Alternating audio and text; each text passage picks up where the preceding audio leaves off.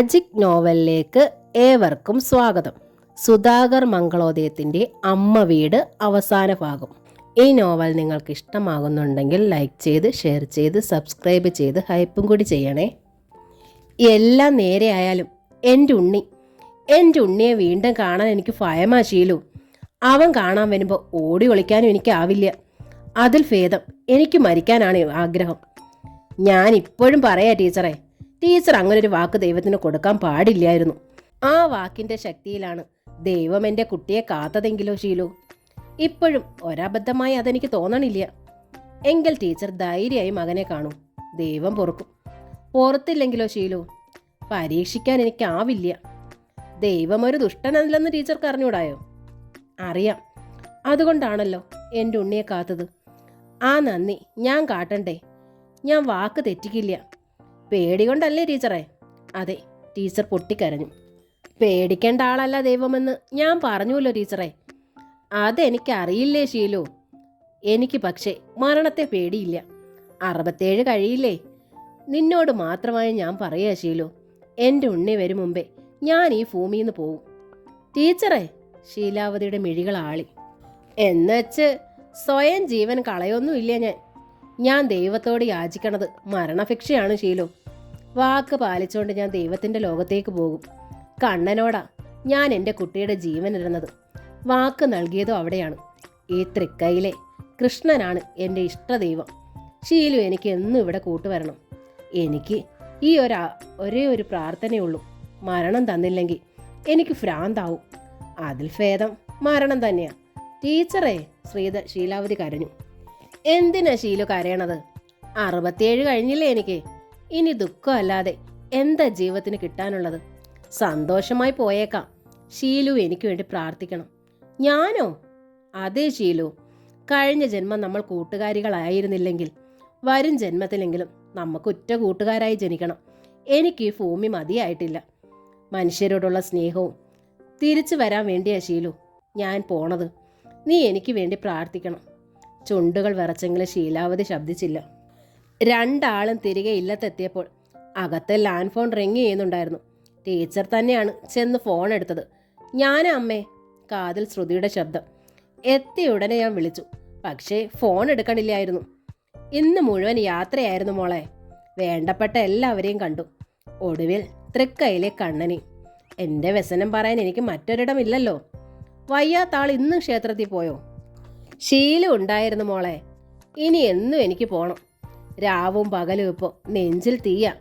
ഇന്നലെ മോളുണ്ടായിരുന്നത് കൊണ്ട് ഒരു സമാധാനം കിട്ടി. ഇന്നിപ്പം ഉറങ്ങാനാവോന്ന് പോലും നിശ്ചയില്ല. ഈ ഇല്ലത്തെത്തിയിട്ടും ഉറങ്ങാനാവണില്ല അച്ഛാ. ഞാൻ എന്തു ചെയ്യും? അമ്മയെ ആശ്വസിപ്പിക്കാൻ എനിക്ക് വരണമെന്നുണ്ടായിരുന്നു. ഇനി പക്ഷേ അത് നടക്കുമെന്നറിയില്ല. അതെന്താ കുട്ടി? ടീച്ചർക്ക് ആദ്യമായി. വരണ ആഴ്ച പ്രശാന്തിനെ ഡിസ്ചാർജ് ചെയ്യൂ അത്രേ. ഡോക്ടർ പ്രശാന്തിനോട് പറഞ്ഞു കഴിഞ്ഞിരിക്കണം. അതുകൊണ്ട് ഞാനായി ഇനി അത് നീട്ടാൻ പറ്റില്ല. ഡിസ്ചാർജ് ആയാലുടൻ അച്ഛമ്മയെ കാണാൻ പോകുമെന്ന് യദു പറഞ്ഞു. എന്നെ പ്രശാന്ത് വിളിക്കില്ല. ആ സ്ഥിതിക്ക് എനിക്ക് കൂടെ വരാനും പറ്റില്ലല്ലോ. ടീച്ചറിൽ നിന്നൊരു ശബ്ദവും പുറത്തു വന്നില്ല. അമ്മേ, ഫോൺ വെച്ചോ അമ്മ? ശ്രുതി തിരക്കി. അതിനും മറുപടി ഉണ്ടായില്ല. ലാൻഡ് ഫോൺ ബെല്ലടിക്കുന്നത് കേട്ട് അകത്തേക്ക് ഓടിയ ആളെ കുറേ നേരമായിട്ടും കാണാഞ്ഞപ്പോൾ ശീലാവതി വിളിച്ചു. ടീച്ചറേ. മറുപടി ഉണ്ടായില്ലെന്ന് മാത്രമല്ല, ഫോൺ ഇരിക്കുന്ന മുറിയിൽ നിന്ന് സംസാരത്തിൻ്റെ ശബ്ദവും കേൾക്കുന്നില്ല. ഇതെന്തു പറ്റി? തൊടിയിലേക്കെങ്ങാനും ഇറങ്ങിപ്പോയോ ഈ മോന്തിക്ക് എന്ന് സ്വയം അന്വേഷിച്ചുകൊണ്ടാണ് ശീലാവതി ലാൻഡ് ഫോൺ വെച്ചിരിക്കുന്ന അറയുടെ വാതുക്കലെത്തിയത്. അയ്യോ, എൻ്റെ ടീച്ചറെ! അവൾ പെട്ടെന്ന് നെഞ്ചിൽ തല്ലി. ഫോൺ സ്റ്റാൻഡിന് അരികിലായി നിലത്ത് വീണ് കിടക്കുകയായിരുന്നു സുമംഗല ടീച്ചർ. ടീച്ചറെ! ഉറക്കെ കരഞ്ഞുകൊണ്ട് അവൾ ഓടിച്ചെന്ന് അവരെ താങ്ങി ഉയർത്തി. പക്ഷേ ആ ശിരസ് ഭാരം കൊണ്ട് താണുപോയി. ശീലാവതി അത് സ്വന്തം മടിയിലേക്ക് ചായച്ചു വെച്ചു. എന്തു പറ്റി ടീച്ചറെ? ക്ഷീണമാണോ? മുഖത്തിച്ചിരി വെള്ളം തളിച്ചു കൊടുക്കാമല്ലോ എന്ന് അവൾ ഓർത്തു. ഇല്ലത്തെ പക്ഷേ മറ്റൊരു മനുഷ്യനും ഉണ്ടായിരുന്നില്ല. വീണ്ടും നിലത്തെ കിടത്തിയിട്ട് വേണം വെള്ളമെടുക്കാൻ പോവാൻ. ശീലാവതിക്ക് അത് പ്രയാസമായി. ടീച്ചറെ! അവൾ വീണ്ടും വിളിച്ചു. ഒന്ന് കണ്ണു തുറക്കുള്ളൂ കേട്ടോ. ശീലുവിന് പേടിയാവണമല്ലോ. അമ്പലത്തിൽ വെച്ച് എന്തൊക്കെയാ എൻ്റെ അടുത്ത് പറഞ്ഞത്? അതോടെ ടീച്ചറുടെ കൺപോളകൾ മെല്ലെ തൊടിച്ചു. കൃഷ്ണ! ആശ്വാസഭാവത്തിൽ ശീലാവതി കിതച്ചു. ഒന്നും സംഭവിച്ചിട്ടില്ല ടീച്ചറെ. അതിന് തക്ക പ്രായമൊന്നും ആയിട്ടില്ലേന്നേ. വെറുതെ ആദ്യ പിടിക്കുക ടീച്ചർ, ഒപ്പം മറ്റുള്ളവരെ തീ തീറ്റിക്കുക. ആ നേരം കൊണ്ട് ടീച്ചർ കണ്ണു തുറന്നു. ആ ചുണ്ടുകൾ വിറച്ചു. എന്തേ പറ്റിയത്? ശീലാവതി ചോദിച്ചു. നമ്മൾ കൂട്ടുകാരികളാണെന്നല്ലേ പറയാറ്? അപ്പോൾ എന്നോട് പറയാലോ. ടീച്ചറേക്കാൾ എത്രയോ മൂത്തതാ ആ വേണുമേനോൻ. എന്നിട്ട് നല്ല പയറു മണി പോലെ ഓടി നടക്കണം. ഒക്കെ ഈ മനസ്സിൻ്റെയാ. ആട്ടെ, ആരാ വിളിച്ചത് ഫോണിൽ? അത് പറയൂ ആദ്യം. സ്നേഹപൂർവ്വം അവൾ ആ കവിളിൽ തഴുകി. ശ്രുതിക്കുട്ടി. എന്തേ പറഞ്ഞത്? സുഖമായി തിരുവനന്തപുരത്ത് എത്തിച്ചേർന്നില്ലയോ ആ കുട്ടി? ഒവ്. പിന്നെന്തിനാ മനസ്സ് തളർന്നത്? ശ്രുതി പറഞ്ഞു, ഉണ്ണി ഉടൻ വരുമെന്നു. ഡിസ്ചാർജ് ചെയ്യാൻ ഒരാഴ്ചയേ ഉള്ളൂ അത്രേ. സ്വന്തം മകൻ വരണമെന്ന് ഓർത്ത് വേവലാതിപ്പെടുന്ന ഒരമ്മ വേറെയുണ്ടോ? എൻ്റെ അവസ്ഥ നിനക്ക് അറിയില്ലേ ഷീലു? അറിയാം. ഉണ്ണി തിരുമേനി വരട്ടെന്നേ. ദൈവം എന്താച്ചാ തീരുമാനിക്കട്ടെ, നമുക്കത് കാണാലോ. ഇല്ല, ടീച്ചർ കരഞ്ഞു. എനിക്കത് കാണാൻ വയ്യ. അരുതാത്തതൊന്നും എനിക്ക് കാണാനാവില്ല, അറിയാനുമാവില്ല. പരീക്ഷാഫലം കാക്കണ ഒരു കുട്ടിയെ പോലെയാ ഞാൻ. എനിക്കിത് താങ്ങാൻ വയ്യ ഷീലു. നിക്ക് മരിച്ചാ മതി. ആയിക്കോട്ടെ. ശീലാവതി ദേഷ്യത്തിൽ മുഖം തിരിച്ചു. ദൈവം അങ്ങോട്ട് വിളിക്കുകയാണെങ്കിൽ ആർക്കാ ഛേദം? ആരും പരാതി പറയില്ല. ദൈവം വിളിച്ചിട്ട് പോവുകയാണെങ്കിൽ ഞാൻ എൻ്റെ വക ഒരു നന്ദി പറഞ്ഞേക്കാം. ഇങ്ങനെ തീ തിന്നണതിൽ ഭേദം മരണം തന്നെ. പക്ഷേ താനെ മരിക്കാൻ തോക്കരുത്. അതിൻ്റെ കുഴപ്പം ടീച്ചർ തന്നെ എനിക്ക് പറഞ്ഞു തന്നിട്ടുള്ളത്. ആ സന്ദർഭം എനിക്ക് നിശ്ചയമുണ്ട്. ജീവിക്കാൻ സമ്മതിക്കാത്തൊരു ഭർത്താവും ജീവിക്കണമെന്ന് ആശയില്ലാത്ത 2 മക്കളും. ഞാൻ ഒരു ദിവസം വീട്ടിൽ തൂങ്ങുമെന്ന് പറഞ്ഞപ്പോഴാണ് ടീച്ചർ അറിയിച്ചത്. ദുരിതത്തിൽ നിന്ന് രക്ഷപ്പെടാനാണെങ്കിൽ സ്വയം മരിച്ചിട്ട് കാര്യമില്ല ഷീലു. സ്വയം മരിക്കണവർ മുൻപ് അനുഭവിച്ചതിലും വലിയ ദുരിതത്തിലേക്കാവും പോണതെന്ന്. ശരിയാ, ഞാൻ എങ്ങനെ പറഞ്ഞിട്ടുണ്ട് നിന്റെ അടുത്ത്? അപ്പോൾ നീ എൻ്റെ അടുത്ത് ചോദിച്ചു ഏത് പുസ്തകത്തിലാ ഇങ്ങനെയൊക്കെ എഴുതി വെച്ചിരിക്കണമെന്ന്. അന്ന് ടീച്ചർ ആ പുസ്തകത്തിൻ്റെ പേരെനിക്ക് പറഞ്ഞു തന്നു. ഞാനത് മറന്നു. നിനക്ക് വിശ്വാസമാവാൻ വേണ്ടി ഞാൻ എന്തോ പേര് പറഞ്ഞതാ ഷീലു. എവിടെയാണ് അങ്ങനെയൊക്കെ എഴുതി വെച്ചേക്കുന്നത് ഞാൻ ഓർക്കണില്ല. നീ അബദ്ധമൊന്നും കാട്ടാതിരിക്കാൻ വേണ്ടി മാത്രം പറഞ്ഞതാ. ഏതായാലും നീ രക്ഷപ്പെട്ടില്ലേ ഇപ്പോൾ. അന്ന് വല്ലതും കാട്ടിയിരുന്നെങ്കിലോ? അതുകൊണ്ട് തന്നെ ടീച്ചറെ ഞാനും പറയണത്, ദൈവത്തിൻ്റെ തീരുമാനത്തിനായി കാത്തിരിക്കാൻ. ദൈവം നമ്മളെ ചതിക്കുഴിയിൽ വീഴ്ത്തൂ. അങ്ങനെയാണോ ടീച്ചറുടെ വിശ്വാസം? ടീച്ചർക്ക് ഉത്തരം മുട്ടി. അപ്പോഴേക്കും മേശപ്പുറത്തിരുന്ന മൊബൈൽ ശബ്ദിക്കാൻ തുടങ്ങി. എടുത്തോളൂ ഷീലു, അവർ പറഞ്ഞു. ശ്രുതിക്കുട്ടിയാവും. ആ ഫോൺ അറ്റൻഡ് ചെയ്തുകൊണ്ടിരുന്നപ്പോഴാ ഞാൻ മയങ്ങി വീണത്. ആ കുട്ടി വല്ലാതെ പരിഭ്രമിച്ചിട്ടുണ്ടാവും. ടീച്ചറെ താങ്ങിയിരുത്തിയ ശേഷം ശീലാവതി എഴുന്നേറ്റ് എന്ന് ഫോൺ എടുത്തു. ദാ, അവൾ ടീച്ചർക്ക് നേരെ നീട്ടി.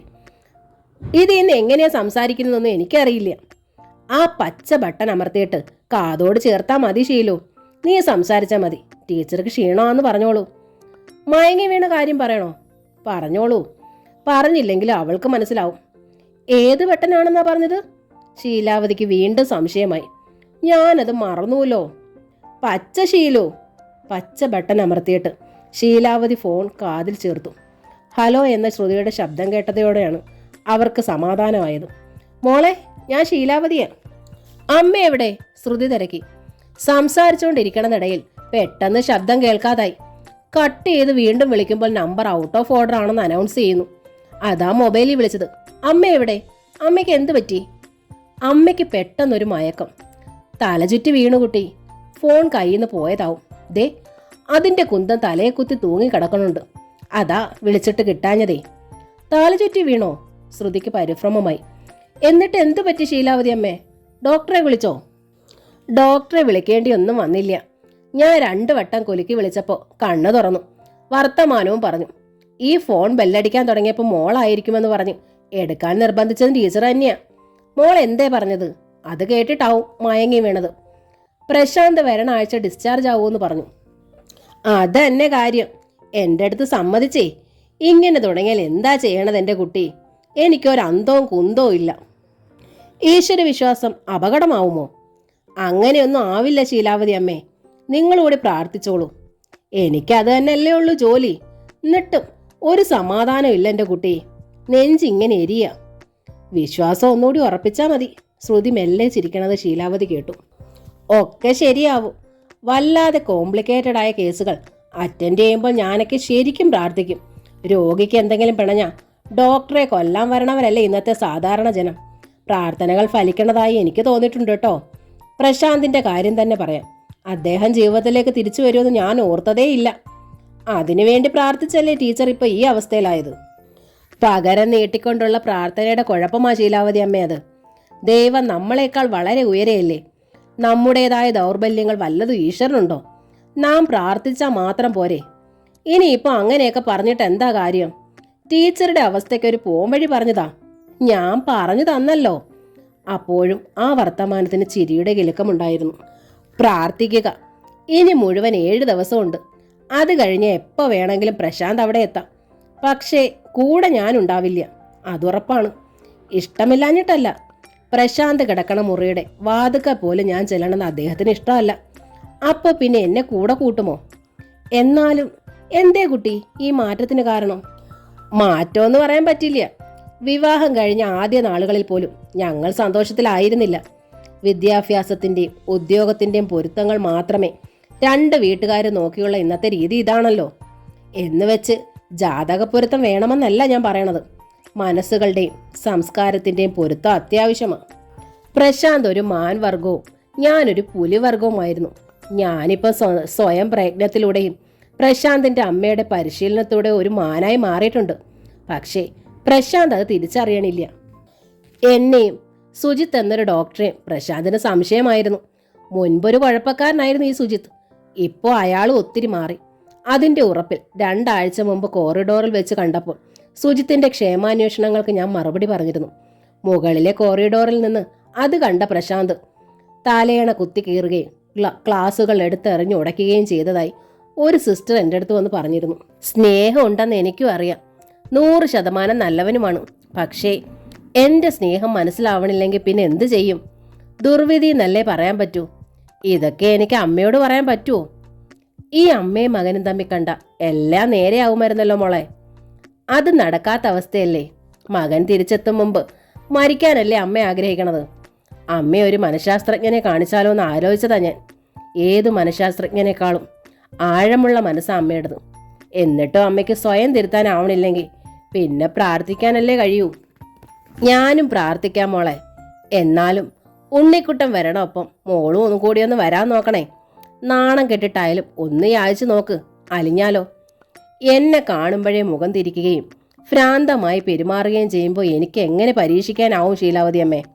ഏതായാലും ഒരു ഡോക്ടറെ വരുത്തി അമ്മയെ പരിശോധിപ്പിക്കണം. അത് അത്യാവശ്യം. ഞാൻ പിന്നീട് വിളിക്കാം. ശ്രുതി കോൾ കട്ട് ചെയ്തു. ആശുപത്രി കോറിഡോറിൽ ആളൊഴിഞ്ഞ ഭാഗത്തായിരുന്നു അവൾ. മൊബൈലിന് റേഞ്ച് തേടി വന്നതാണ്. റൂമിലേക്ക് മടങ്ങാനായി ശ്രുതി തിരിഞ്ഞപ്പോൾ മുന്നിൽ രാജസുലോചന ഉണ്ടായിരുന്നു. നനഞ്ഞ മിഴികളോടെയാണ് അവൾ പുഞ്ചിരിച്ചത്. എല്ലാ സുലോചന കേട്ടു ഡോക്ടറെ. ഈ സങ്കടം മുഴുവൻ നെഞ്ചിലിങ്ങനെ ചുമന്നോണ്ടാണോ ഓടി നടന്ന് ഈ ജോലികൾ ചെയ്യണത്? സമ്മതിച്ചിരിക്കണു കേട്ടോ. സ്വന്തം സങ്കടങ്ങൾ അടക്കി വെക്കാൻ പരിശീലിച്ചവളാണ് ശ്രുതി. പക്ഷേ മറ്റൊരാൾ അതൊക്കെ അറിഞ്ഞു എന്ന് വന്നപ്പോൾ അവൾ വല്ലാതെ പതറി. ആ കണ്ണുകളും നിറഞ്ഞു. ദൈവത്തെ ഓർത്ത് ഞാൻ പ്രശാന്ത് സാറിനോട് ഒന്ന് സംസാരിക്കട്ടെ? സുലോചന തിരക്കി. ഡോക്ടറെ കുറിച്ച് ഒന്നും ഇനി ആ സാറിൻ്റെ അടുത്ത് സംസാരിക്കത്തില്ലെന്ന് ശപഥം എടുത്തിരുന്നവളാ ഞാൻ. പക്ഷേ ഇപ്പം എനിക്കൊന്നും സംസാരിക്കാതെ പറ്റത്തില്ലെന്ന് തോന്നുക. എൻ്റെ പൊന്നു ഡോക്ടറല്ലയോ. വേണ്ട സുലോചനെ. ശ്രുതി സാരിത്തുമ്പാൻ മുഖം തുടച്ചു. സംസാരിച്ചിട്ട് കാര്യമില്ല എന്നു മാത്രമല്ല, സുലോചന സംസാരിച്ച അതെൻ്റെ നിർദ്ദേശപ്രകാരമാണെന്ന് സംശയിക്കാനും സാധ്യതയുണ്ട്. അത് ഞങ്ങൾക്കിടയിൽ അകൽച്ച കൂട്ടുകയുള്ളൂ. അത് വേണോ? സുലോചനയുടെ ചുണ്ടുകൾ വിതുമ്പി മുഖം താണു. റൂമിലേക്ക് പോവാനായി ശ്രുതി തിരിച്ചു. ഒന്ന് നിൽക്കുവോ ഡോക്ടറെ? സുലോചന യാചിച്ചു. ശ്രുതി തിരിഞ്ഞു നോക്കി. ഒരാഴ്ച കഴിയുമ്പം പ്രശാന്ത് സാറ് പോകുമല്ലോ. അതിനൊരു ദിവസം മുമ്പെങ്കിലും ഞങ്ങളും പോകും. പോകും മുമ്പ് ഞാനും എൻ്റെ ചേട്ടനും കൂടി ഞങ്ങളുടെ കൊച്ചുങ്ങളെ കൊണ്ടുപോയി സാറിനെ ഒന്ന് കാണിച്ചോട്ടോ. ഇവിടുന്ന് പോയാൽ പിന്നെ അങ്ങോട്ടും ഇങ്ങോട്ടും കാഴ്ചകളൊന്നും ഉണ്ടാവത്തില്ല. ഞാൻ പറഞ്ഞിട്ടുണ്ടല്ലോ, എനിക്കെൻ്റെ കുഞ്ഞനിയനെ പോലെയാ സാറ്. എൻ്റെ കല്യാണത്തിന് വന്നു. ഒരു കുഞ്ഞാങ്ങളുടെ സ്നേഹം എനിക്കും തന്നു. അന്ന് ഡോക്ടറും ഞാനും തമ്മിൽ ഒരടുപ്പവും ഇല്ല. അടുപ്പം മുഴുവൻ സാറിനോടും അമ്മയോടുമായിരുന്നു.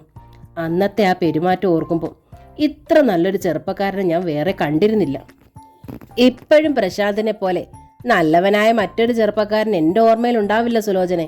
ഞാനൊരുവള അദ്ദേഹത്തെ ഇങ്ങനെ ആക്കിയത്. ഡോക്ടർക്ക് അത് മനസ്സിലാവണുണ്ടല്ലോ. അത് തന്നെ വലിയ കാര്യം. സ്വന്തം തെറ്റ് മനസ്സിലാക്കാതെ എപ്പോഴും മറുപക്ഷത്തെ തെറ്റും ചൂണ്ടിക്കാട്ടി പരാതി പറയുന്നവരാ മിക്ക പെണ്ണുങ്ങളും. അത് വെച്ച് നോക്കുമ്പം ഡോക്ടർ ദൈവം കൈവിടത്തില്ലെന്നാ എൻ്റെ പ്രതീക്ഷ. എല്ലാവരും ദൈവത്തെക്കുറിച്ച് തന്നെയാണ് സുലോചനെ പറയണത്. ഗതി കെടുമ്പം മനുഷ്യൻ ആവർത്തിച്ച് ഉപയോഗിക്കുന്ന പദമാത്. സന്തോഷത്തിൻ്റെ നേട്ടങ്ങളുടെ നേരത്ത് നമ്മളത് ഓർക്കാറേയില്ല. യാത്ര പറയാതെ ശ്രുതി തിരിഞ്ഞ് നടന്നു കഴിഞ്ഞു. പിറ്റേന്ന് അവൾ ചിറ്റിലശ്ശേരി വിളിച്ച് അമ്മയുടെ സുഖവിവരം അന്വേഷിച്ചു. അന്നും ഫോൺ എടുത്തത് ശീലാവതിയാണ്. അമ്മ കിടക്കുക? ശ്രുതി തിരക്കി. അല്ല, ഞങ്ങൾ ഒരുമിച്ച് രാവിലെ അമ്പലത്തിൽ പോയിരുന്നു. ഇപ്പൊ കാളന് വറുത്തിടുകയായിരുന്നു. അതാ എന്നോട് ഫോൺ എടുക്കാൻ പറഞ്ഞത്. ട്യൂഷന് കുട്ടികൾ വരണുണ്ട്. അവരെ ഊട്ടിയിട്ടേ ടീച്ചർ വിടുകയുള്ളൂന്ന് അറിയാലോ. പക്ഷേ ഇതൊന്നും കണ്ടിട്ടും എനിക്കൊരു സമാധാനം ഇല്ല എൻ്റെ കുട്ടി. പൊട്ടാറായ ബോംബ് പോലെയാ എനിക്ക് തോന്നണത്. രാത്രിയിൽ ഇവിടെ ഞങ്ങൾ 2 എണ്ണം മാത്രം. നിക്കോ ഉറക്കാൻ കഴിയാത്തത്. സാരമില്ല ശീലാവതി അമ്മേ, ഒരാഴ്ച കഴിയുമ്പം ആ വീട് നിറയെ ആളാവും.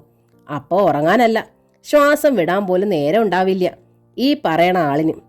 പക്ഷേ ടീച്ചർ അപ്പോഴും ഉണ്ടാവുമോ മോളെ? ടീച്ചറിന് എന്തെങ്കിലും സംഭവിച്ചാൽ ഞാൻ പിന്നെ ഇവിടെ ഉണ്ടാവില്ല. അത് ഓർക്കുമ്പോൾ എനിക്ക് വെള്ളം പോലും കുടിക്കാൻ പറ്റണ്ടില്ല എൻ്റെ കുട്ടിയെ. എന്തിനാ ആവശ്യമില്ലാത്തേക്ക് ഓർക്കണത്? 2 ആൾക്കും ധൈര്യം തരാനല്ലേ ഞാൻ ദിവസവും വിളിക്കണത്. അപ്പോൾ വീർപ്പിച്ച ബലൂണിലേക്ക് സൂചി കൊണ്ട് കുത്തും പോലെ എൻ്റെ ധൈര്യം കൂടി ചോർത്തോ? ശ്രുതി ചിരിക്കുകയായിരുന്നു. അത് കേട്ടപ്പോൾ ശീലാവതി ഒന്ന് ചിരിക്കാൻ ശ്രമിച്ചു. എങ്കിൽ ഞാൻ വെക്കട്ടെ? ശ്രുതി ആരാഞ്ഞു. നാളെയും വിളിക്കാം. നാളെ അമ്മയോട് അറ്റൻഡ് ചെയ്യാൻ പറയുമോ? പറയാം. പക്ഷേ ഉണ്ണിക്കുട്ടൻ അവിടുന്ന് പുറപ്പെടുന്നതിൻ്റെ തലേന്ന് എന്നെ പ്രത്യേകമായി ഒന്ന് അറിയിക്കണേ. ഒന്ന് കരുതിയിരിക്കാനാ. അറിയിക്കാം. നാളെ ഇവിടെ ഗണപതി ഹോമവും ഭഗവതി സേവയും ലക്ഷ്മി നാരായണ പൂജയും ഉണ്ണി തിരുമേനിയുടെ പേരിലും നാളിലും മൃത്യുഞ്ജയ ഹോമവും ഒക്കെ ഏർപ്പാടാക്കിയിരിക്കുക ടീച്ചർ. നടുവകത്ത് വെച്ചാ. അപ്പോൾ ഓടി വന്ന് ഫോൺ എടുക്കാൻ ബുദ്ധിമുട്ടാവും. സാരയില്ല, ഇനി ഞാൻ മറ്റന്നാളെ വിളിക്കൂ. പക്ഷേ അവിടെ എന്തെങ്കിലും അത്യാവശ്യം ഉണ്ടെങ്കിൽ ശീലാവതി അമ്മ എന്നെ വിളിച്ചറിയിക്കണം. എല്ലാവരുടെയും നമ്പറുകൾ ഫോണിലിരിക്കുന്ന മേശയിലെ ഡയറിയിൽ എഴുതി വെച്ചിട്ടുണ്ട്. പേരൊക്കെ മലയാളത്തിലാണ് കുറിച്ചിരിക്കണത്. അതുകൊണ്ട് ശീലാവതി അമ്മയ്ക്ക് വായിക്കാൻ പറ്റും. വെള്ളെഴുത്ത് തുടങ്ങിയിരിക്കണ കുട്ടി എനിക്കും. അതുകൊണ്ട് വെയിലത്ത് കൊണ്ടുപോയി നോക്കിയാലേ വായിക്കാൻ പറ്റൂ. എങ്കിൽ അങ്ങനെ ചെയ്തോളൂ. അടുത്ത തവണ വരുമ്പോൾ ഒരു കണ്ണ് ഡോക്ടറെ അടുത്ത് കൊണ്ടുപോയി നല്ലൊരു കണ്ണട വാങ്ങിച്ച് തന്നോളാം. ശരി എൻ്റെ പൊന്നുമോളെ. ശീലാവതി അമ്മ വെക്കുവാണ് കേട്ടോ. ഹോസ്പിറ്റലിൽ നിന്ന് ശ്രുതി വൈകുന്നേരം വീട്ടിലെത്തിയപ്പോൾ കുട്ടികൾ 2 പേര് സ്കൂൾ വിട്ടെത്തിയിരുന്നു. അവരെ കൂടാതെ പുതിയ വെപ്പുകാരി മാത്രമേ അവിടെ ഉണ്ടായിരുന്നുള്ളൂ. ലേയും യദുവും മേല് കഴുകി വേഷം മാറ്റി അമ്മയുടെ അരികിലെത്തി. ഞങ്ങൾ ഹോസ്പിറ്റലിലേക്ക് പോവുകയാണ്. ലേയാണത് പറഞ്ഞത്. നാളെ ക്ലാസ് ഉള്ളതല്ലേ, ഹോംവർക്കൊന്നും ചെയ്യാനില്ലേ? ശ്രുതി ചോദിച്ചു. അതൊക്കെ ഞങ്ങൾ അച്ഛയോടൊപ്പം ഇരുന്ന് ചെയ്തോളാം, യദു പറഞ്ഞു. അച്ഛ ഫ്രീ ആയതുകൊണ്ട് ഞങ്ങളിപ്പോൾ ട്യൂഷനൊക്കെ കട്ട് ചെയ്തിരിക്കുക. എല്ലാ സബ്ജക്ട്സും അച്ഛൻ നന്നായി പഠിപ്പിച്ചു തരും. അമ്മയ്ക്കൊരു കാര്യം അറിയോ? സ്വന്തം പേരൻസിനെ പോലെ നന്നായി പഠിപ്പിച്ചു തരണം ഒരു ടീച്ചേഴ്സ് ഈ ലോകത്തില്ല. കുട്ടികൾ നന്നായി പഠിക്കാനും നല്ല പൗരന്മാരായി വളരാനും വേണ്ടി സർവ്വ ലോകത്തുമുള്ള മുഴുവൻ ഈവനിങ് ക്ലബ്ബുകളും നൈറ്റ് ക്ലബ്ബുകളും ബാൻ ചെയ്യണമെന്നാ അച്ഛൻ ഇപ്പോൾ പറയണത്. ശ്രുതി അതിന് മറുപടി ഒന്നും പറഞ്ഞില്ല. ആ, വട്ടിയൂർക്കാവിൽ നിന്ന് അമ്മമ്മ വിളിച്ചിരുന്നു. പെട്ടെന്ന് ഓർമ്മ വന്ന പോലെ ലയ പറഞ്ഞു. എന്തേ പറഞ്ഞത്? ശ്രുതി തിരക്കി. 2 ആഴ്ച കഴിയുമ്പം ഈ വീട് ഒഴിഞ്ഞു കൊടുക്കേണ്ടി വരില്ലെന്ന് ചോദിച്ചു. അത് കഴിഞ്ഞ് നിങ്ങളുടെ അമ്മ തെരുവിൽ താമസിക്കുമെന്നു. സത്യത്തിൽ 2 ആഴ്ച കഴിഞ്ഞ അമ്മ എന്ത് ചെയ്യും അമ്മേ? വീട് വിറ്റ സ്ഥിതിക്ക് കാലാവധി കഴിഞ്ഞാൽ മാറിക്കൊടുക്കണ്ടേ? ലേ അമ്മയെ നോക്കി. ഞാൻ മാത്രമല്ലല്ലോ, നിങ്ങൾ മാറണ്ടേ? ഞങ്ങൾക്കായി അച്ഛ ഒരു വീട് വാടകയ്ക്ക് എടുത്തിട്ടുണ്ട്, ഞങ്ങളുടെ സ്കൂളിനടുത്ത്. അഡ്വാൻസ് ഒക്കെ കൊടുത്തു. ഹോസ്പിറ്റലിൽ നിന്ന് ഡിസ്ചാർജ് ആയാലുടൻ അച്ഛ ഞങ്ങളെയും കൂട്ടി ചിറ്റിലശ്ശേരിക്ക് പോകും. അവിടുന്ന് അച്ഛമ്മയും കൂട്ടി വന്ന് ഞങ്ങൾ പുതിയ വാടക വീട്ടിൽ താമസിക്കും. താമസിയാതെ കഷ്ടപ്പെട്ട് ജോലി ചെയ്ത് അച്ഛ സ്വന്തമായൊരു വീട് വാങ്ങുമെന്നും പറഞ്ഞിട്ടുണ്ട്. ഞങ്ങളും നിങ്ങളും അല്ലേ? ശ്രുതിയുടെ തൊണ്ടയിടറി, കണ്ണുകൾ കവിഞ്ഞു. അതിന് അമ്മ ഞങ്ങളുടെ കൂടെ താമസിക്കില്ലല്ലോ. അച്ഛയ്ക്കും അതിഷ്ടമല്ല. വട്ടിയൂർക്കാവിലെ വീട്ടിൽ കയറ്റില്ല എന്ന് അമ്മമ്മയും പറഞ്ഞു. അമ്മ ഈ വീട് വിറ്റ് ടൗണിലൊരു വീട് വാങ്ങിച്ചു അത്രേ. അവിടെ ഡോക്ടർ സുജിത്തിനൊപ്പം താമസിക്കാൻ പോണത്രേ. അതിനാണത്രേ അയാൾ ആദ്യ ഭാര്യയെ ഡിവോഴ്സ് ചെയ്തത്. ഇതൊക്കെ അറിഞ്ഞാൽ ആളുകൾ ഞങ്ങളെ കളിയാക്കുമത്രേ. അമ്മയ്ക്ക് ട്രിവാൻഡ്രം വിട്ട് മറ്റെവിടേക്കെങ്കിലും പോയിക്കൂടെ? പൊട്ടിക്കരയാതിരിക്കാൻ ശ്രുതി പണിപ്പെട്ടു. താങ്ക് യു പറഞ്ഞത് യദുവാണ്. Thank you. ആ മുഖത്ത് പോലും നോക്കാതെ ലേയോ ആവർത്തിച്ചു. ഞങ്ങൾ ഹോസ്പിറ്റലിലേക്ക് പോവാം. 2 പേരും തിരിഞ്ഞു നടന്നു. ഒരാഴ്ച തീക്കൊണ്ടത്തിലായിരുന്നു ശ്രുതി. പ്രശാന്ത് പണിഞ്ഞ വലിയ വീടിനുള്ളിൽ അവളും വേലക്കാരിയും മാത്രം. ആ സ്ത്രീയാണെങ്കിൽ അത്യാവശ്യത്തിന് മാത്രമേ സംസാരിക്കൂ. ആരോടോ പിണങ്ങി നടക്കുന്നത് പോലെയാണ് അവരുടെ ഭാവചലനങ്ങൾ. കുട്ടികൾക്ക് സമയത്ത് ആഹാരം കൊടുക്കുന്നതിന് വേണ്ടി മാത്രമാണ് ഇങ്ങനെ ഒരാളെ നിയമിച്ചത്. ആ ജോലി വിജയമ്മ തെറ്റില്ലാതെ നിർവഹിക്കുകയും ചെയ്യും. ലയയും യദുവും പക്ഷേ ഏതാണ്ട് പൂർണ്ണമായി ആശുപത്രി മുറിയിലേക്ക് താമസം മാറ്റിയിരുന്നു. അച്ഛയുടെ മുറിയിൽ നിന്ന് അവർ നേരെ സ്കൂളിലേക്ക് പോകും. സ്കൂൾ ബസ് അതുവഴി വരികയും ചെയ്യും. വൈകുന്നേരം നേരെ ഹോസ്പിറ്റലിലെ അച്ഛയുടെ മുറിയിലേക്ക് മടക്കം. ലഞ്ച് ബോക്സിൽ ക്യാൻറ്റീനിൽ നിന്ന് വാങ്ങിയ ഇഡലി കൊണ്ടുപോകും. വൈകുന്നേരവും രാത്രിയും കുട്ടികൾ തന്നെ പോയി അവർക്കും അച്ഛയ്ക്കുള്ള ആഹാരം കൊണ്ടുവരും. താൻ പ്രസവിച്ച മക്കളുടെ ആദരണീയമായ പിതൃസ്നേഹം അറിഞ്ഞ് ശ്രുതിയുടെ മനസ്സ് നിറഞ്ഞു. പുതിയ പരീക്ഷയുടെ റിസൾട്ടിലും അവർ പ്രോഗ്രസ് കാണിച്ചിരുന്നു. ഒന്നു മാത്രമാണ് അവളെ നോവിച്ചത്. അമ്മയെ അവർ പൂർണ്ണമായി ഉപേക്ഷിച്ചത്. അതോർത്തപ്പോൾ ശ്രുതി ആത്മഹത്യയെക്കുറിച്ച് ചിന്തിച്ചു. ജോലി അടക്കം എല്ലാം ത്യജിച്ച് വല്ല ആശ്രമത്തിലും ചേർന്നാലോ എന്നും ഓർത്തു. പിന്നീട് അവൾക്ക് മനസ്സിലായി, ഏറ്റവും ശ്രേഷ്ഠമായല്ലേ ദൈവം തനിക്ക് തന്നിരിക്കുന്ന ഈ തൊഴിൽ. എത്രയോ പേരുടെ വേദനയാണ് താൻ ഒപ്പിയെടുക്കണത്. ആ ആഴ്ചയുടെ അവസാനം ശ്രുതിയുടെ ഡ്യൂട്ടി റൂമിന് മുന്നിൽ രാജസുലോചന എത്തി. ഞങ്ങൾ ഇന്ന് പോവുകയാ ഡോക്ടറെ. ഓ, ഇന്നാണോ? ശ്രുതി അത്ഭുതം ഭാവിച്ചു. ഞാനത് മറന്നു. ഡോക്ടറല്ലേ എൻ്റെ ബില്ലടച്ചത്, പിന്നെങ്ങനെ മറക്കാനാ? ഞാൻ അടച്ചതല്ലോ, എൻ്റെ അക്കൗണ്ടിൽ നിന്ന് താനെ പണം വന്ന് അടഞ്ഞതല്ലേ. ശ്രുതി ചിരിച്ചു. ചിരിച്ച് സന്തോഷം ഭാവിച്ചാലും മുഖത്ത് നല്ല വാട്ടമുണ്ട്. രാജസുലോചന സങ്കടം ഭാവിച്ചു. സമയത്തിനൊന്നും ആഹാരം കഴിക്കില്ലത്തില്ലെന്നാൽ അറിയാം. അതിന് ശ്രുതി ചിരിച്ചതേ ഉള്ളൂ. പോകും വഴി ഞാനൊന്ന് പ്രശാന്ത് സാറിനെ കാണും കേട്ടോ, കൊച്ചുങ്ങളെ ഒന്ന് കാണിക്കാനാ. നല്ലത് സുലോചന. ശ്രുതി എഴുന്നേറ്റ കൈ പിടിച്ചു. വിശേഷം എന്തുണ്ടായാലും എന്നെ വിളിക്കണം. എൻ്റെ സെൽ നമ്പർ ഒരിക്കലും മാറില്ല, ഓഫ് ചെയ്യുകയുമില്ല. പക്ഷെ ചിലപ്പോൾ ഞാൻ തിരുവനന്തപുരത്തോട് യാത്ര പറഞ്ഞെന്ന് വരും. എങ്ങോട്ട് അറിയില്ല. സുലോചന വിഷമിക്കണ്ട, ഞാൻ ഒരിക്കലും ആത്മഹത്യ ചെയ്യില്ല. ധൈര്യമായി ഇയാൾ പൊയ്ക്കോളൂ. അപ്പോഴിനി യാത്രയില്ല. സുലോചനയുടെ കണ്ണുകൾ തുളുമ്പി. സാരിത്തുമ്പ് കൊണ്ട് അത് തുടച്ചവൾ തിരിഞ്ഞു നടന്നു. പ്രശാന്തിന്റെ മുറിയിൽ ചെത്തുമ്പോൾ കൂടെ ഫൽഗുനും ഉണ്ടായിരുന്നു. രണ്ടുപേരുടെ കയ്യിലും ഓരോ കുട്ടിയും. ഊന്നുവടിക്ക് പകരം ഫൽഗുനൻ ഒരു കൃത്രിമ കാൽ പിടിപ്പിച്ചിരുന്നു. ഇതെപ്പോ സാധിച്ചു? പ്രശാന്ത് ആദ്യം ശ്രദ്ധിച്ചത് ആ കാലാണ്. ഫൽഗുനൻ സുലോചനയെ നോക്കി. അവളാണ് പ്രശാന്തിന് മറുപടി നൽകിയത്. ഞങ്ങൾക്ക് ഈ കൊച്ചുങ്ങളെ തന്ന ആള് തന്നെയാ ഈ കാല് ഏർപ്പാടാക്കി തന്നത്. രണ്ടിനെയും കൂടി എനിക്കെടുക്കാൻ പറ്റത്തില്ലല്ലോ. ഒരെണ്ണത്തിനെങ്കിലും എടുക്കണമെങ്കിൽ വീഴാതെ നിൽക്കാൻ രണ്ട് കാലും വേണ്ടായോ? ഊന്നുവടി കുത്തി നടക്കണവർക്ക് കൊച്ചിനെ എടുക്കാൻ പറ്റുമോ? കൊച്ചുങ്ങളെ തന്നത് ദൈവമല്ലേ? പ്രശാന്ത് ചോദിച്ചു. ആള് തന്നെയാണോ ഈ കൃത്രിമക്കാലം പിടിപ്പിച്ചു തന്നത്? പരിഹാസമുണ്ടായിരുന്നു ആ മുഖത്ത്. അതെ. സുലോചനയുടെ മുഖവും പരിഹാസത്താൽ ചുളിഞ്ഞു. ഞങ്ങൾ ആ ആളെ ദൈവമെന്ന് തന്നെ വിളിക്കുന്നത്. വേറുള്ളവര് വേറൊരു പേര് വിളിച്ചു കേട്ടിട്ടുണ്ട്, ഡോക്ടർ ശ്രുതിന്ന്. പ്രശാന്തിന്റെ മുഖം ഇരുണ്ടു. തന്നതിനെല്ലാമുള്ള കൂലിയാണോ എൻ്റെ മുന്നിൽ വന്ന് പ്രകീർത്തിക്കണത്? ഒരു ഡോക്ടർ എന്ന നിലയിൽ ഇപ്പോൾ ഡോക്ടർ ശ്രുതിയെക്കുറിച്ച് എനിക്ക് മതിപ്പുണ്ട്. മറ്റു പലരുടെയും നാവിൽ നിന്ന് അങ്ങനെ കേട്ടതിൽ സന്തോഷവും ഉണ്ട്. പക്ഷേ ഒരു ഭാര്യ എന്ന നിലയ്ക്ക് ആ വ്യക്തി ഇപ്പോൾ എൻ്റെ മനസ്സിന് പുറത്താണ്. അതുകൊണ്ട് എൻ്റെ മനസ്സിലാക്കാൻ വേണ്ടി സുലോചനയും ഫൽഗുനും പണിപ്പെടണ്ട. അയ്യോ എൻ്റെ പൊന്ന് സാറേ, അതിനല്ല ഞങ്ങൾ വന്നത്. ഞങ്ങളുടെ കല്യാണം നടത്തി തന്ന ആളെ ഞങ്ങളുടെ കൊച്ചുങ്ങളെ ഒന്ന് കാണിക്കാൻ പറ്റത്തോളന്ന് ഇവൾ വാശി പിടിച്ചിട്ടാ. ബഹുമാനത്തിൽ മുഖം കുനിച്ചുകൊണ്ടാണ് ഫൽഗുനം പറഞ്ഞത്. ഞാൻ പക്ഷേ വന്നത് അതിനും കൂടാ, സുലോചന പറഞ്ഞു. സാറിൻ്റെ ഭാര്യയുടെ കുറ്റം പറഞ്ഞു തന്നിട്ടുള്ളവളാ ഈ സുലോചന. അന്ന് ഡോക്ടർ ശ്രുതി അങ്ങനായിരുന്നു, അതുകൊണ്ടാ അങ്ങനെ പറഞ്ഞത്. എന്ന് പക്ഷേ സാർ അതിനെ കണ്ടമാനം തെറ്റിദ്ധരിച്ചിരിക്കുക. കഷ്ടമുണ്ട് സാറേ. ഇതുവരെ ശിക്ഷിച്ചതൊക്കെ പോട്ടെ, വേണമെങ്കിൽ കടം തീർക്കാൻ ആ കരണക്കുറ്റിക്ക് ഒന്നുകൂടെ കൊടുത്താട്ടെ. പാവം കൊണ്ടോളും. പക്ഷേ മനസ്സിൽ നിന്ന് പുറത്താക്കരുത്, അത് മഹാപാപമാ. മറ്റൊരാളുടെ ഭാര്യയാകാൻ പോകുന്നോളെ ഞാൻ എൻ്റെ മനസ്സിനകത്ത് പ്രതിഷ്ഠിക്കുന്നത് മര്യാദകേടല്ലേ സുലോചനെ? മറ്റൊരാളുടെ ഭാര്യയാകാൻ പോകുന്നവളോ? ഏത് സാമദ്രോഹി പറഞ്ഞുണ്ടാക്കിയത്? അവളുടെ പെറ്റമ്മ തന്നെ. വേഗം വിവാഹമോചനം നൽകി അവരുടെ മകളെ സ്വതന്ത്രയാക്കി കൊടുക്കാൻ ആവശ്യപ്പെട്ടിരിക്കുക. കണ്ണ് പിഴിച്ച് വെടി നിന്നു സുലോചന. പിന്നെ ഭർത്താവിനെ നോക്കി. അയാൾ നിസ്സഹായനായി കൈമലർത്തി.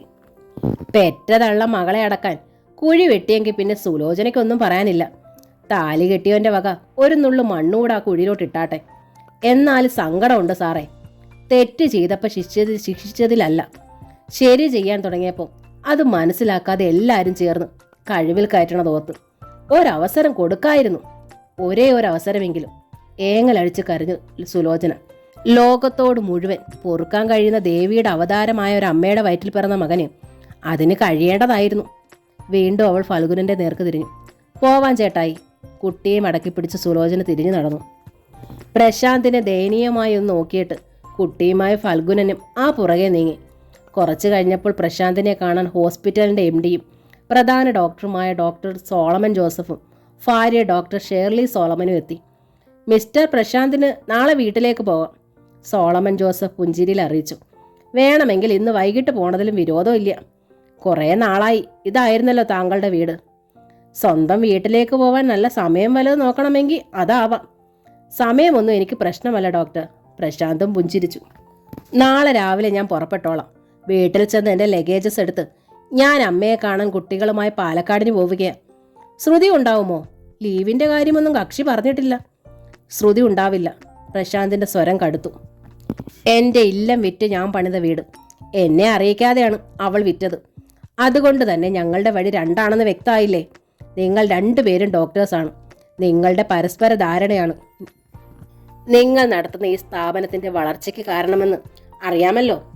അതുപോലെ ദാമ്പത്യത്തിൻ്റെ പുരോഗതിക്കും പരസ്പര ധാരണ ആവശ്യമാണ്. തീർച്ചയായും ആവശ്യമാണ്, ഡോക്ടർ ഷേർലി സോളമൻ സമ്മതിച്ചു. ശ്രുതി ആ വീട് വിറ്റതിന് പിന്നിലെ മഹത്തുദ്ദേശവും മിസ്റ്റർ പ്രശാന്തിന് മനസ്സിലായിട്ടുണ്ടാവുമല്ലോ. ഉവ്വ്, തീർച്ചയായും. വിവാഹമോചന ശേഷം ശ്രുതിക്ക് ഒരിടം വേണമല്ലോ. ബുദ്ധിപൂർവം തന്നെയാണ് അവൾ ചെയ്തത്. ഷേർലി ഞെട്ടലിൽ ഭർത്താവിനെ നോക്കി. വീണ്ടും പ്രശാന്തിന് നേർക്ക് തിരിഞ്ഞു. വിവാഹമോചനമോ? അതെ.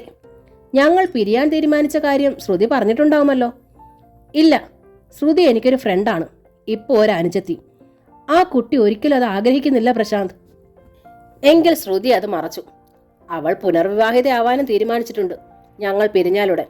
അതിനായി ഡോക്ടർ സുജിത്ത് കാലേ വിവാഹമോചിതനായിരിക്കുന്നു. സുജിത്തിന്റെ കാര്യം സത്യവാ, സോളമൻ ജോസഫ് പറഞ്ഞു. അയാൾ ഈ ഹോസ്പിറ്റലിൽ നിന്ന് റിസൈൻ ചെയ്തിരിക്കണം. എന്നിട്ട് സ്റ്റേറ്റ്സിന് മടങ്ങുക. അയാളുടെ മാതാപിതാക്കൾ അവിടെയാണല്ലോ. അതെ. ശ്രുതിയും പുറകെ അങ്ങ് ചെന്നാൽ മതിയല്ലോ. തിരുവനന്തപുരം വിട്ടുകൊള്ളാമെന്ന് അവൾ മക്കൾക്കും വാക്കു കൊടുത്തിട്ടുണ്ട്. ഇത് ക്രൂരതയാണ് മിസ്റ്റർ പ്രശാന്ത്. ഷേർലി എഴുന്നേറ്റു. ആ കുട്ടിയെ നിങ്ങൾ ആത്മഹത്യയിലേക്ക് നയിക്കരുത്. പിന്നെ ഭർത്താവിനെ നോക്കി. നമുക്ക് പോകാം സോളമൻ. അതോടെ ഡോക്ടർ സോളമൻ ജോസഫ് എഴുന്നേറ്റു. എൻ്റെ ബിൽ സെറ്റിൽ ചെയ്യണം ഡോക്ടർ, പ്രശാന്ത് ഡോക്ടർ സോളമൻ ജോസഫിനെ അറിയിച്ചു. ഇന്ന് തന്നെ പേ ചെയ്തേക്കാം. അത് രാവിലെ എനിക്ക് മടങ്ങണം. ബില്ലൊക്കെ ശ്രുതി തീർത്തല്ലോ, സോളമൻ ജോസഫ് പറഞ്ഞു. ശ്രുതിയുടെ സാലറിയിൽ നിന്ന് അന്ന് അത് പിടിക്കുകയായിരുന്നു. നോ, എന്നെയാണ് നിങ്ങൾ ചികിത്സിച്ചത്. അതിന് പേ ചെയ്യാനുള്ള പണം എൻ്റെ കൈവശമുണ്ട്. സോളമൻ തിരിഞ്ഞ് ഭാര്യയെ നോക്കി. അർത്ഥഗർഭമായി ഷേർലി ഒന്ന് തലയാട്ടി. അതോടെ അയാൾ പ്രശാന്തിനോട് പറഞ്ഞു, ഓക്കെ, ബിൽ ഇവിടെ എത്തും. തുടർന്ന് രണ്ടുപേരും മുറിവിട്ടുപോയി. അപ്പോൾ തന്നെ പ്രശാന്ത് ശ്രുതിയുടെ അമ്മയായ ഗിരിജാന്തർജനത്തെ വിളിച്ചു. നാളെ രാവിലെ ഞാൻ ഹോസ്പിറ്റൽ വിടും. നേരെ ചിറ്റിലശ്ശേരിക്ക് പോവുകയാണ്. അതിനു മുമ്പ് എൻ്റെ ലഗേജസ് എടുക്കണം. അതൊക്കെ എവിടെയാണ് വെച്ചിരിക്കുന്നത്? ശ്രുതിക്ക് അറിയാമല്ലോ മോനെ. മുൻപൊരിക്കലുമില്ലാത്ത സ്നേഹമായിരുന്നു ഗിരിജയുടെ സ്വരത്തിൽ. ശ്രുതിയോട് ചോദിക്കാൻ എനിക്ക് വയ്യ. എങ്കിലെല്ലാം ആ വീട്ടിൽ തന്നെ ഉണ്ടാവും. മിക്കവാറും മോൻ്റെ മുറിയിൽ തന്നെ ഉണ്ടാവും. ശ്രുതിയെ കാണണമെന്നില്ല. അവിടെ ഒരു സെർവൻ്റ് ഉണ്ട്, വിജയമ്മ. ശ്രുതിയിൽ നിന്ന് പിരിഞ്ഞാലും ഞങ്ങൾ വിളിക്കാതിരിക്കരുത് മോൻ. തിരുവനന്തപുരത്തുള്ളിടത്തോളം കാലം ഇടയ്ക്കിടെ വന്ന് ഞങ്ങൾ മോനെ കാണും. ശ്രുതി ഞങ്ങൾക്കിപ്പോൾ ആരുമല്ല. അച്ഛനെയും അമ്മയും കണ്ണീര് കുടിപ്പിച്ച അവളെ ദൈവം ഒരിക്കലും വെറുതെ വിടില്ല. ആ സംസാരം അവസാനിക്കാൻ കാക്കാതെ പ്രശാന്ത് ആ കോൾ മുറിച്ചു. അത് കഴിഞ്ഞാണ് അയാൾ ചിറ്റിലശ്ശേരിയിലുള്ള വേണുമേനോനെ വിളിച്ചത്. വേണുമാമേ, ഞാൻ നാളെ അതിരാവിലെ ഹോസ്പിറ്റലിൽ നിന്ന് ഡിസ്ചാർജ് ആവും. നേരെ ചിറ്റിലശ്ശേരിക്ക് വരികയാണ്. വേണുമാമ ഫോൺ ഒന്ന് അമ്മയ്ക്ക് കൊടുക്കൂ. ഹോസ്പിറ്റലിൽ അഡ്മിറ്റ് ആയ ശേഷം ഉണ്ണി അമ്മയെ വിളിക്കാറില്ലേ? ഇല്ല, ഞാൻ ഹോസ്പിറ്റലിലാണെന്നുള്ള കാര്യം അമ്മയെ അറിയണ്ടെന്ന് വെച്ചാ. അപ്പോൾ കുട്ടൻ എവിടാണെന്നാ അമ്മ ഇക്കാലം അത്രയും വിചാരിച്ചിരിക്കണത്? അതന്വേഷിച്ചു? പ്രശാന്തിന് ഉത്തരം മുട്ടി. ഇക്കാലം അത്രയും ആ അമ്മ അനുഭവിച്ച ദുരിതങ്ങൾ എന്തേലും ഈ മോൻ അറിഞ്ഞിട്ടുണ്ടോ? അയാൾക്ക് ശ്വാസം മുട്ടി. എങ്കിലേ അമ്മ ഇവിടെ ഇല്ല. പ്രശാന്ത് നടുങ്ങിപ്പോയി. പിന്നെ അയാൾ കിതച്ചു. ആ അമ്മയുടെ സർവസ്വവും വിറ്റ് മോൻ ഭാര്യയ്ക്ക് തിരുവനന്തപുരത്ത് മാളിക വെച്ച് കൊടുത്തില്ലേ? മേനോൻ തുടർന്നു. അത് അതേപടി വിറ്റ് ആ കുട്ടി ടീച്ചറുടെ 16 കെട്ടും 8 ഏക്കറും തിരികെ വാങ്ങി കൊടുത്തിരിക്കണം. അപ്പോൾ ആർക്കാ ഗുരുത്വം? ഈ മകനോ ആ മരുമകൾക്കോ?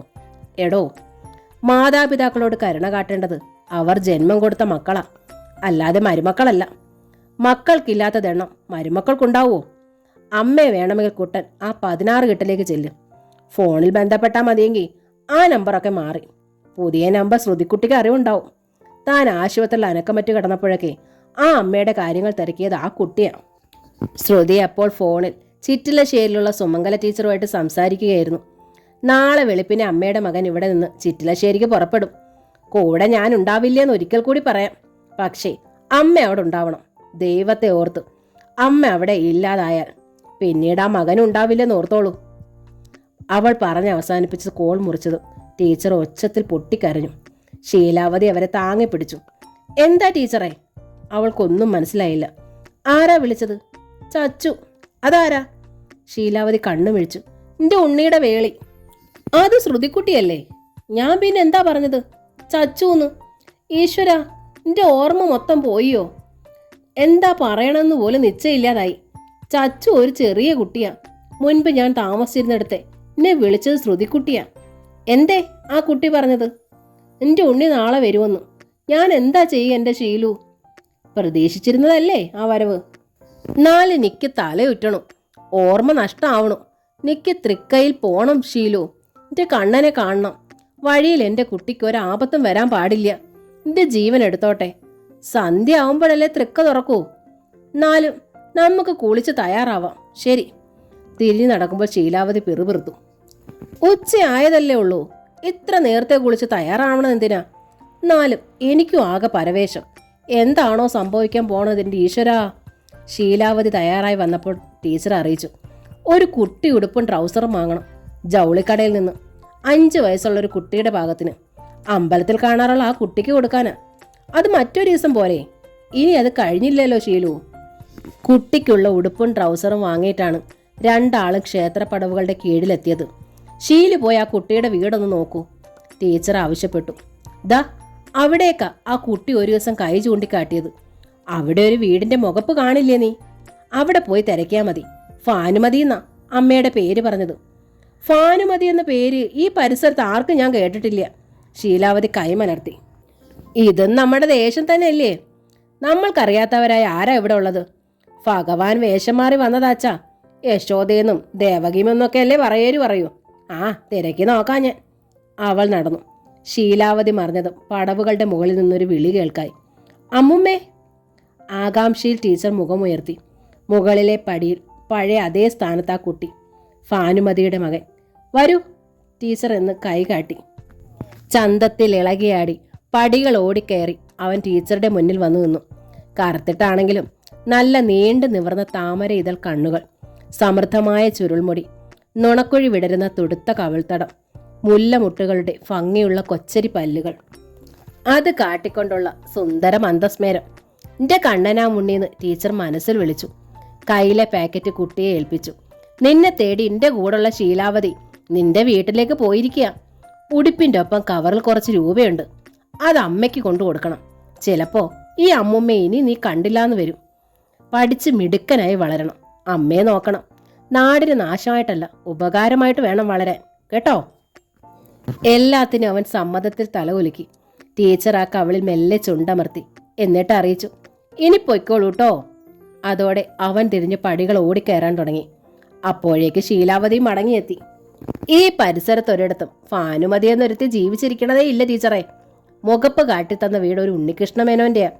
അയാൾ അച്ഛ 80 കഴിഞ്ഞ് വലിച്ചു കിടക്കുക. പക്ഷേ അയാളുടെ അമ്മമ്മയുടെ പേര് ഫാനുമതി എന്നാണ് കേട്ടോ. ആയമ്മ മരിച്ചിട്ട് 25 ആണ്ടായത്രേ. സാരമില്ല, ടീച്ചർ സമാധാനിപ്പിച്ചു. നീ പോയ പിറകെ ആ കുട്ടി വന്നു. ഞാൻ അവന് ആ ഉടുപ്പും കൊടുത്തു. ദാ തിരിച്ച് പടികൾ കയറി ഓടി ആ വികൃതി. അവർ നോക്കുമ്പോൾ മുകളിലെ പടിയിൽ നിന്ന് ഓടി മറയുകയാണവൻ. ശീലാവതി ഒരു മിന്നൽ പോലെ ആ കുട്ടിയെ കണ്ടു. അവൾ മൂക്കിൽ വില്ലമർത്തി. അതൊരു കരിങ്കുട്ടി ചാത്തനാണല്ലോ. കരിങ്കുട്ടി ചാത്തനോ? ടീച്ചർ കണ്ണു മിഴിച്ചു. ആ, ഞാൻ നിരീക്ഷിച്ചത് ഒരു സുന്ദര കുട്ടനാവൂന്നാ ശീലാവതി പറഞ്ഞു. ഇതേതോ ദാരിദ്ര്യം പിടിച്ച വീട്ടിലെ കുട്ടിയാ. അമ്മയുടെ പേര് പറഞ്ഞൊക്കെ കളവാവും. തെണ്ടിക്കുട്ടികളുടെ കയ്യിൽ കണവും കാണും. കക്കാനാവും ദിവസേന അമ്പലത്തിൽ വരണതേ. ഏതായാലും ആ കരിങ്കുട്ടിച്ചാത്തൻ ടീച്ചറെ കണക്കിന് പറ്റിച്ചു. ടീച്ചർ ഒരക്ഷരവും മറുപടി പറഞ്ഞില്ല. രാത്രി തീർത്തു ഉപവാസമായിരുന്നു. വെളുപ്പിനെ കുളിച്ച് ശ്രീലകത്തെ പഞ്ചലോഹ കൃഷ്ണ വിഗ്രഹത്തിൽ തുളസിമാല ചാർത്തി. കണ്ണുനീരോടുകൂടിയാണ് വിഷ്ണു സഹസ്രനാമം ചൊല്ലിയതും ഓം നമോ ഭഗവതേ വാസുദേവായ ജപിച്ചതും. അതിനിടയിൽ ശീലാവതി വന്ന് പ്രാതലിന് ക്ഷണിച്ചു. ഇല്ല, എനിക്ക് ഇന്ന് ഉപവാസമാണ്. മരിക്കാൻ നിശ്ചയിച്ചാണോ? എങ്കിൽ ഞാനും കഴിക്കണില്ല. ശീലാവതി പിണങ്ങിപ്പോയി. കൃഷ്ണ, ടീച്ചർ വിഗ്രഹത്തിൻ്റെ കാൽക്കൽ വീണു. നിന്റെ കുട്ടി അപകടത്തിലാണെന്നറിഞ്ഞ് ഞാൻ മനസ്സറിയാതെ നേർന്നു പോയതാണേ. നിന്റെ കുട്ടിയെ ഞാൻ കാണാതിരുന്നോളാന്ന് മരണ അബോധാവസ്ഥയിലായപ്പോൾ എത്തിയപ്പോഴും ഏതമ്മയും കാണാൻ കൊതിക്കണത് സ്വന്തം കുട്ടികളുടെ മുഖമാണ്. എന്നിട്ടും എൻ്റെ ഉണ്ണിയുടെ ആയുസ്സിന് വേണ്ടി അകന്നു കഴിഞ്ഞോളാന്ന് ഞാൻ പ്രതിജ്ഞയേറ്റു. അവനിപ്പോൾ എന്നെ കാണാൻ വരിക. ഞാൻ എന്താ വേണ്ടത്? പെറ്റ മകനെ കാണണ്ടാന്ന് ഓടി ഒളിക്കണോ ഞാൻ? അതോ അവൻ ഇങ്ങെത്തും മുമ്പേ ഈ ജീവൻ ഇങ്ങ് എടുത്തു തരുമോ കണ്ണാ? പെട്ടെന്നാണ് ശ്രീലകവാതിക്കലെ ഓട്ടുമണി മുഴങ്ങിയത്. ടീച്ചർ ഞെട്ടലോടെ മുഖമുയർത്തി. മച്ചിൽ നിന്നൊരു ചുണ്ടലി മണിയുടെ മേലെ ചാടിയതാണ്. എങ്കിലും ആ മണിമുഴക്കം ഭഗവാന്റെ മറുപടിയായി കരുതി. മതി, എനിക്കത് മതി. എൻ്റെ ജീവൻ എടുത്ത് തന്നാ മതി. അപ്പോൾ വീണ്ടും ശീലാവതി എത്തി. ദാ അവര് തൃശ്ശൂര് കഴിഞ്ഞുവെന്ന് ഫോൺ വന്നിരിക്കണു. ഉണ്ണി തിരുമേനിയുടെ മകൾ ലയക്കുട്ടിയാ സംസാരിച്ചത്. ഇരുന്നിടത്തുനിന്ന് ടീച്ചർ പക്ഷെ അനങ്ങിയില്ല. ഇത്തിരി കഴിഞ്ഞപ്പോൾ പിന്നെ ആ അറിയിപ്പുണ്ടായി. അവർ ഷൊർണൂർ കഴിഞ്ഞു കേട്ടോ. പൊടുന്നനെ ലൈറ്റിൻ്റെ സ്വിച്ച് ഓഫ് ആയതുപോലെ ടീച്ചർക്കൊന്നും കാണാൻ കഴിയാതായി. ഷീലു എന്ന് കരയാനായി വായി തുറന്നിട്ട് ശബ്ദിക്കാനുമായില്ല. താൻ മരിക്കുകയാണെന്ന് അവർക്ക് തോന്നി. അപ്പോഴാണ് ചുമലിൽ ഒരു മൃദുസ്പർശം, ഒപ്പം ഒരു കൊഞ്ചും മൊഴിയും.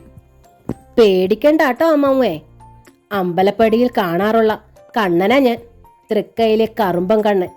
ഉണ്ണിമാമയുടെ ദീനം മാറ്റിയതിന് എനിക്ക് അമ്മുമ്മയുടെ ജീവൻ വേണ്ട. അമ്മുമ്മ ഉണ്ണിമാമയെ പിരിയേം വേണ്ട.